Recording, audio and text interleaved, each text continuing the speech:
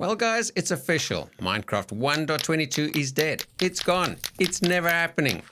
Now before you panic and start throwing your netherite gear into the lava, take a breath. Minecraft isn't ending. It's just having a midlife crisis. Mojang decided after 15 years the old 1.whatever version numbers were too boring. Welcome to the era of Minecraft 26.1. And this week we've got the very first snapshot of the new age. Let's get into it. So how does this work? From now on, the version numbers are tied to the year. 26 stands for 2026, and the .1 means it's the first big drop of that year. Basically, Mojang is treating Minecraft versions like a car dealership. Check out the new 2026 model. It's meant to make things clearer for modders and creators, but for us, it just means we have to stop saying 1.22 and start feeling really old because we remember the 1.0 days. RIP to the legend. Honestly, it's a good move. It'll make versioning way easier and finally bring that number parity between Java and Bedrock. Well, almost. No more Java 1.21 versus Bedrock 1.21.130.572 blah blah blah. Everyone is on the same page now. About time.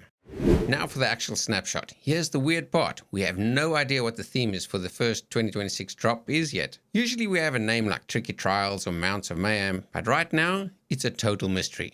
But under the hood, some big technical shifts are happening. First off, Java 25. The game now requires it. If you're a player who hasn't updated your Java in years, or if you run a server, you're going to need to look into this, or your game just might refuse to say hello.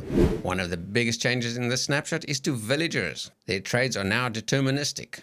In English, that means the game doesn't just roll a random die every single time you click the job site lock. Instead, it uses a random sequence, kind of like how loot tables or piglin bartering works. For us, it means trading will feel more consistent and balanced. No more infinite re-rolling for that one specific book. Probably. And for the tech heads, villager trades are now fully data-driven. This is huge for map makers and server owners. Because of this, the data pack version had to be bumped all the way up to version 95. If you're a developer, your old packs are definitely going to need an update. Plus, we have a brand new swing command. You can finally make entities, even mannequins, swing their arms on command. Cinematic makers go wild. Mojang also rebuilt the lighting system. Again, this time they fixed a long-standing issue of how darkness works, especially with the wither and the darkness effect. Night vision is also different now. It doesn't just brighten everything like a filter, it actually adds ambient light to the world, making it look a little bit more natural. Speak of light, if you press F3 and the number 4, you'll see a new debug render in the corner. It looks like a tiny color grid, and it's actually really simple. The vertical side shows skylight, from 0 at the bottom to 15 at the top, and the horizontal side shows block light, 0 on the left to 15 on the right. The colors in the box are exactly how the game decides to shade the blocks around you. It's a great way to see exactly how your torchlight blends into the moonlight. But let's talk about the absolute legend in the snapshot, bug MC46087. This bug was reported in July of 2014, 11 years ago. Back then, the Ice Bucket Challenge was the biggest thing on the internet. For a decade, under certain circumstances, if you hit a zombie in survival and then switched to creative mode, they would still hunt you down for revenge. They were the most stubborn mobs in the game. But as of today, they have finally learned to forgive. The fix is finally here.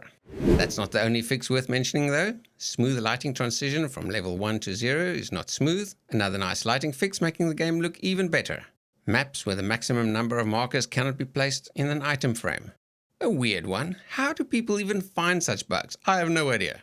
Creepers can blow up after a player dies. That's a nice fix. You don't need double punishment, dying and having your inventory blown up. Dolphins don't follow players riding Nautiluses like in the Bedrock edition. A nice parity fix. I like seeing those. And there are a few more fixes in the list. Fantastic to see Mojang squashing them one by one. And that's the highlights of the snapshot.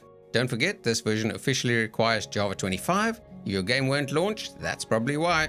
Check the link in the description for the full technical breakdown and the changelog. So what do you think? Are you hyped for the new versioning, or is 26.1 just too weird to say? Let me know. I think it's going to take a while to get used to that. Hit that like button, subscribe for the next snapshot, and I'll see you in the next one. Take care.